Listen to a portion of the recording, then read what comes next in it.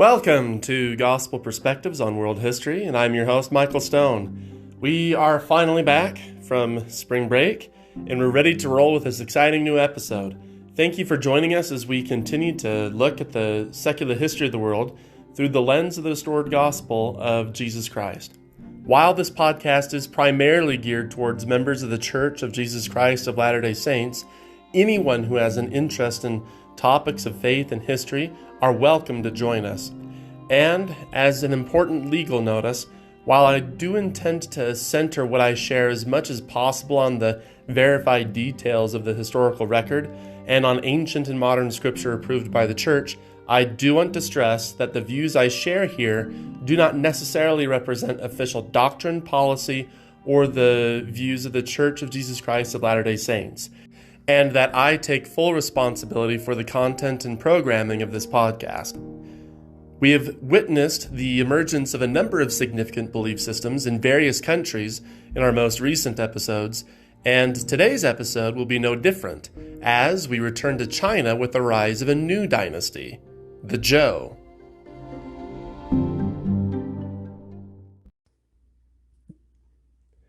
So, the Zhou, that's spelled Z-H-O-W, originally settled in a valley in the northeast of China, today's modern Shanxi province. They were independent at first, but they became vassals to the Shang, a kind of a subservient role. They were allowed to run the land that they controlled as long as they were loyal and provided goods and services to the Shang dynasty. But as outrage over Shang corruption eventually grew strong enough, the Zhou rose up in rebellion against them and became the new ruling family over China. And so the Zhou, they inherited the Shang's logographic script. That is, if you remember, that's the alphabet that does not use symbols to represent sounds, but rather ideas themselves. But they also introduced a number of new changes to Chinese culture as well. For one, the Zhou, to everyone's relief, I'm sure, allowed the Shang traditions of human sacrifice to just gradually die out. The use of oracle bones from the remains of turtles also phased out. So both of those changes were part of a trend of the demystification of China, where belief in specific gods was de-emphasized and replaced with a trust in the general powers of heaven, strongly tied to the mandate of heaven we introduced in our last episode about China. But during the near 8 centuries of their rule, the Zhou's control and authority over China ebbed and flowed significantly, and even at times disappeared altogether. So this really tumultuous, crazy expanse of Chinese history is thus divided into a number of sub-periods, beginning with the Western Zhou dynasty in 1045 BC. The decentralized feudal, that is Feudal, where again they exchanged protection and land for goods, loyalty, and services from their subjects. So, as I was saying, the decentralized feudal rule the Zhou favored at times, it placated their people, but at other times that style of rule allowed for local warlords' ambitions to just run out of control. This led to the collapse of the Western Zhou, with the Eastern Zhou reestablishing control in 771 BC. So the Eastern Zhou, the reason why they have that name, they got their name from moving the capital of China eastward to Luoyang. After a relatively stable period of rule, the first phase of the Eastern Zhou dynasty, often called the Spring Period, local leaders again began to rebel and disintegrate Zhou control over their own territory.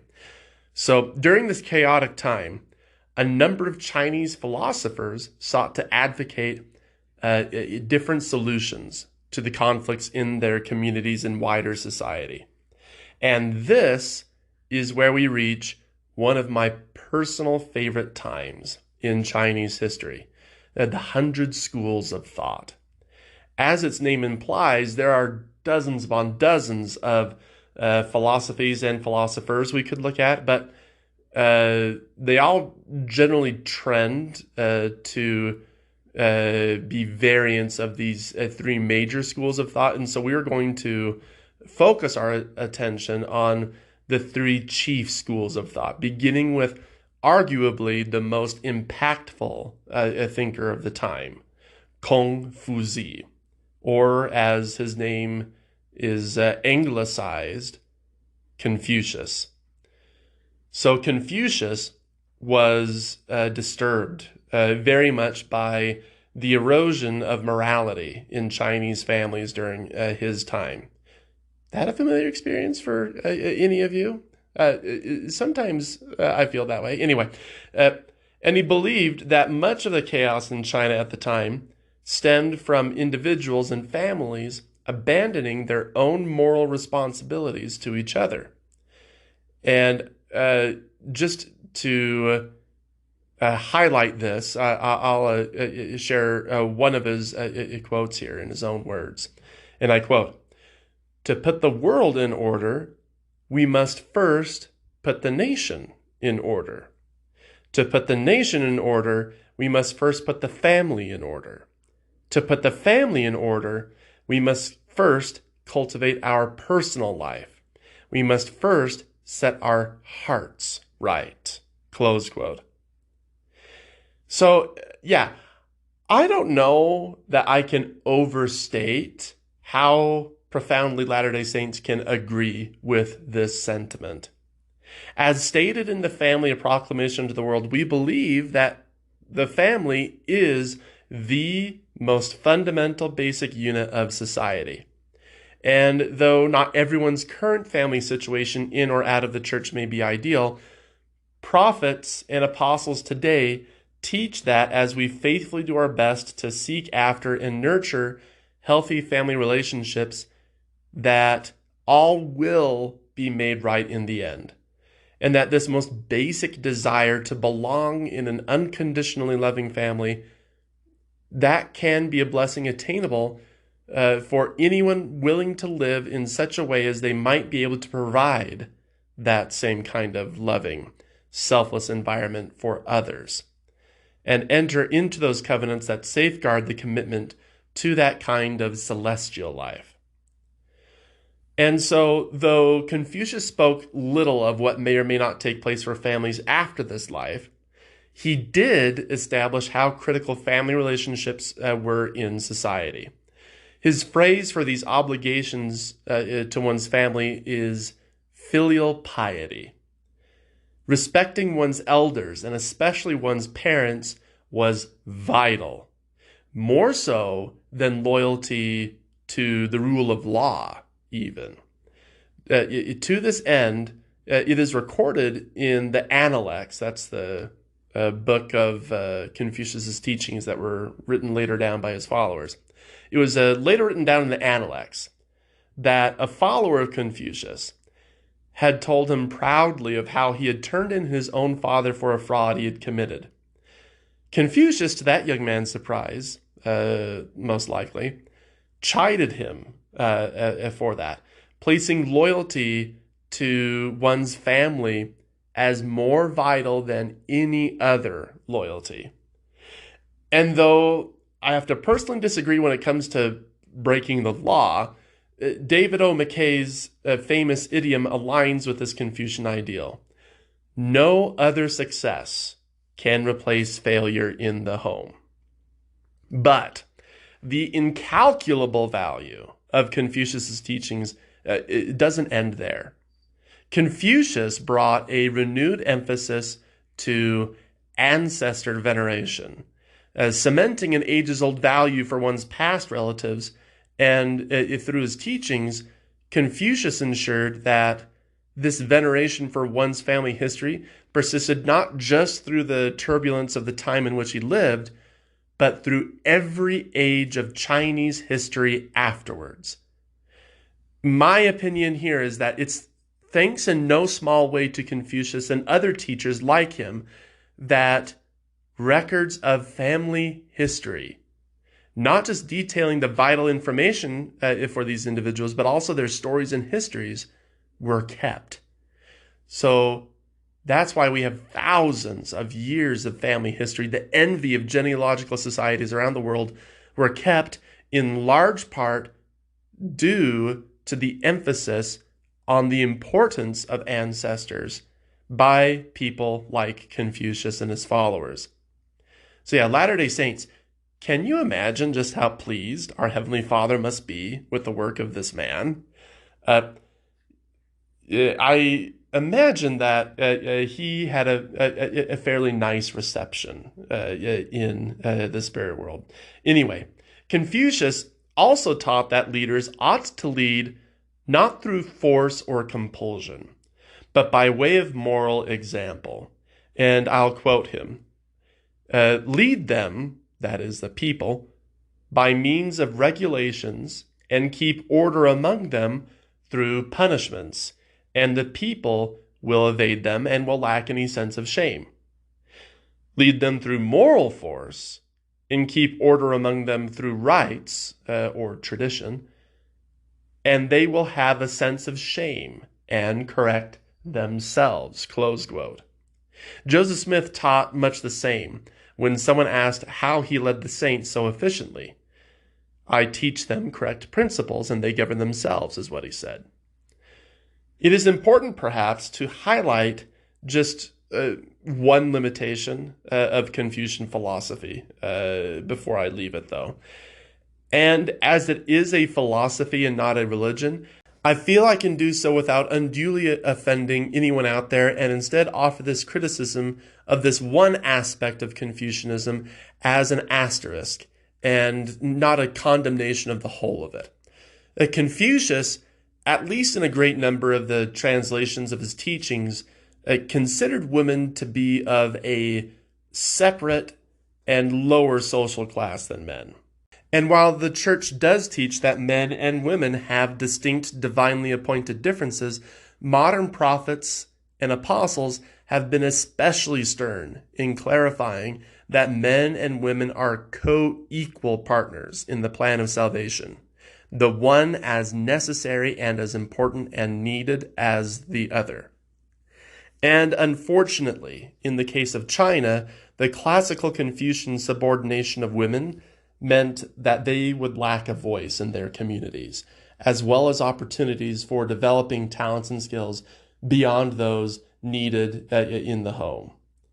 So, but for the large part, Confucianism introduced a powerfully needed set of moral values at a time when China greatly needed them.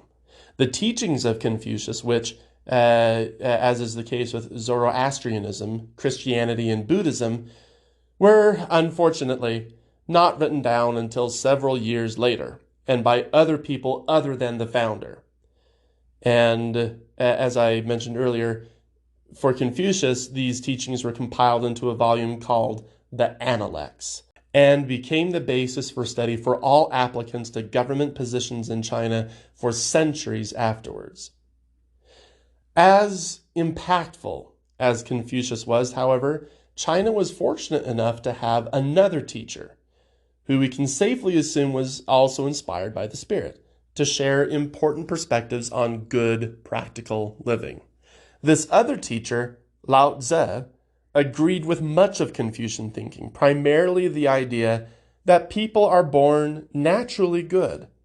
That is, that people are not born into this world looking to cause trouble and evil. But where Confucius taught that this inherently good nature of people should be carefully nurtured and guided through moral example, Lao Tzu and other Taoists took a different approach.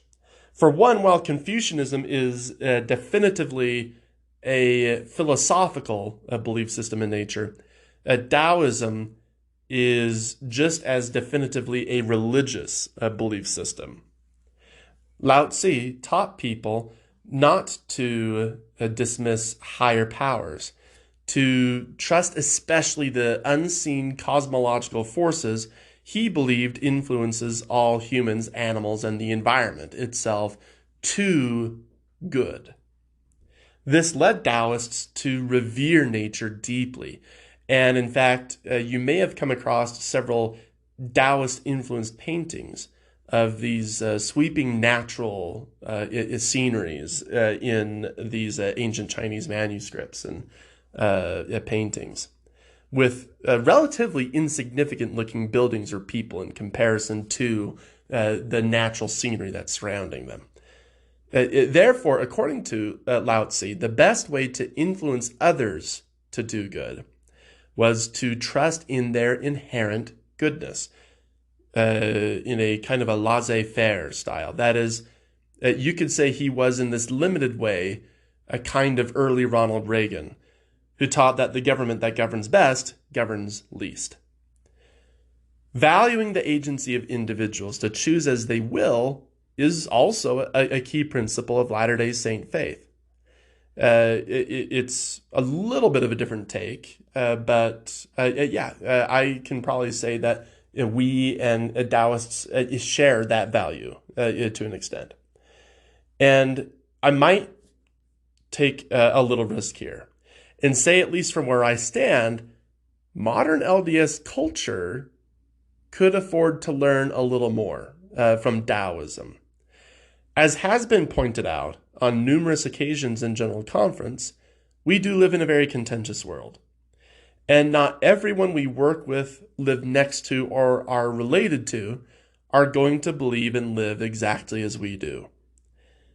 And perhaps one of the most challenging consequences I can think of with regards to this pluralistic world we live in is what happens when a family member decides they don't want to live according to the gospel anymore.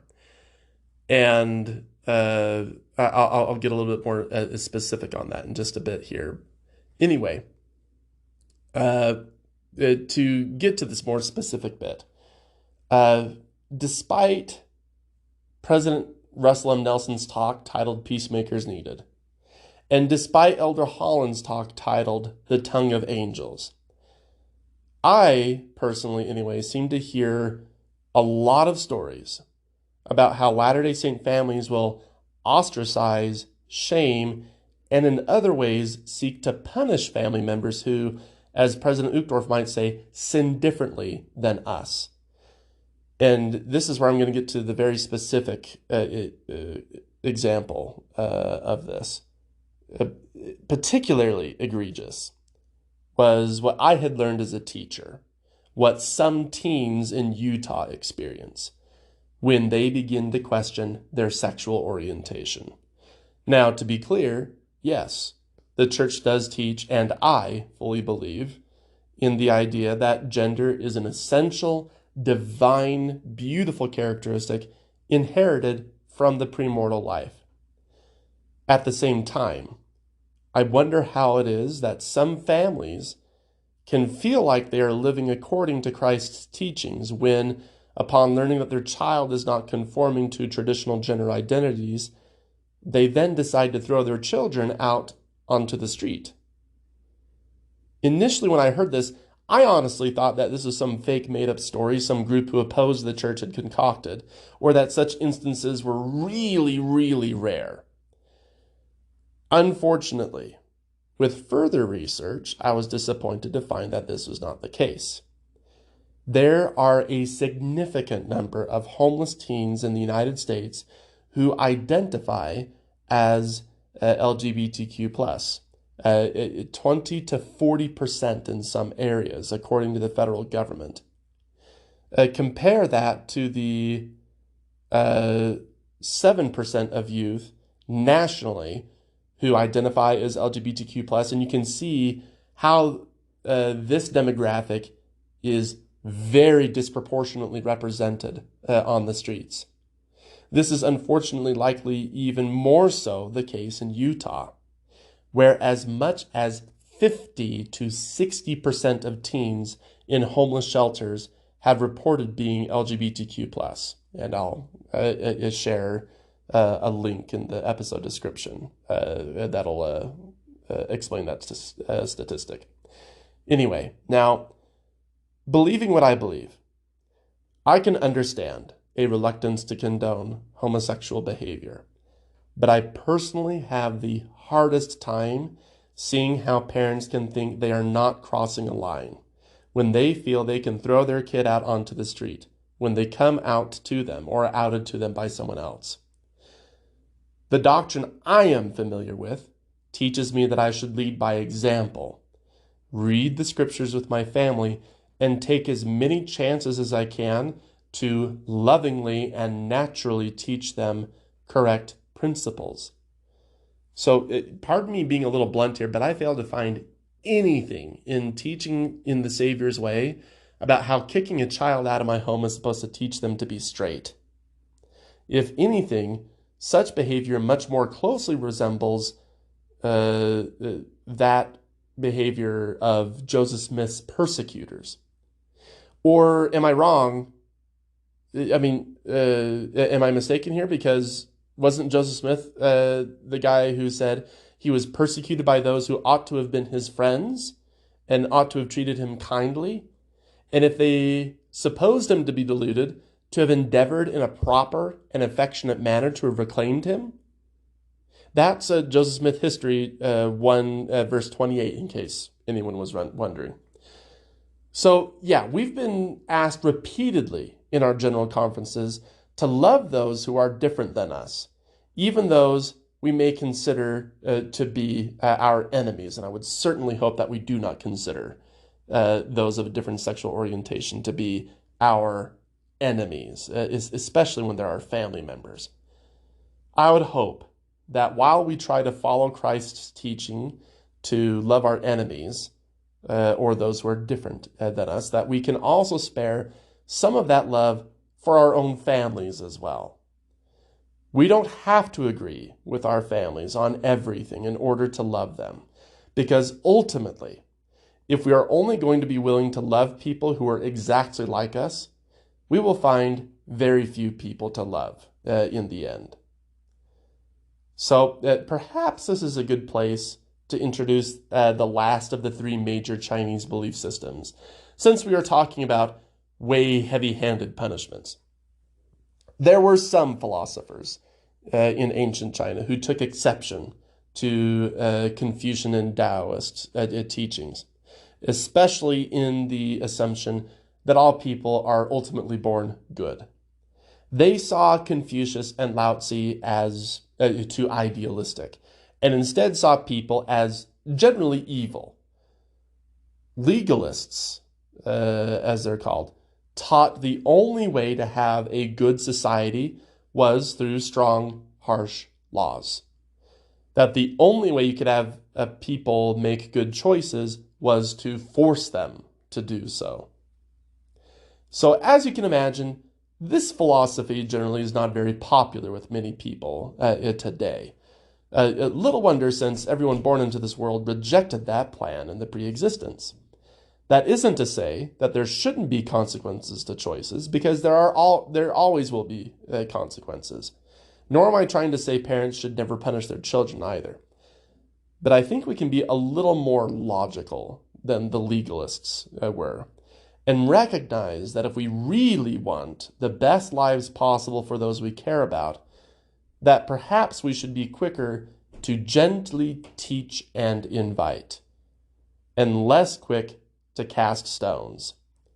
The legalists did not gain as much influence as did the Taoists or Confucianists at this time, but their philosophy will have a much bigger impact on Chinese society in the dynasty that followed the Zhou. For after a calamitous end to the Zhou dynasty that resulted in a period of rampant war across all China, known as the Warring Kingdoms period, one group is going to rise to power that would trust in that philosophy of heavy-handed rule. And that will be the Qin dynasty. And that is where we will end for today. Next time, we will move forward in history to another society also noted for its immense contributions to world religion and philosophy, and has a deserved reputation for being a favorite topic for ancient history students the world over. Next time, we will get to ancient Greece.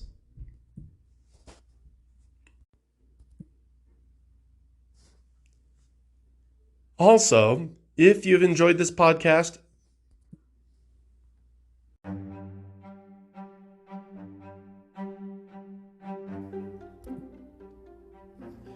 and that is where we will end for today.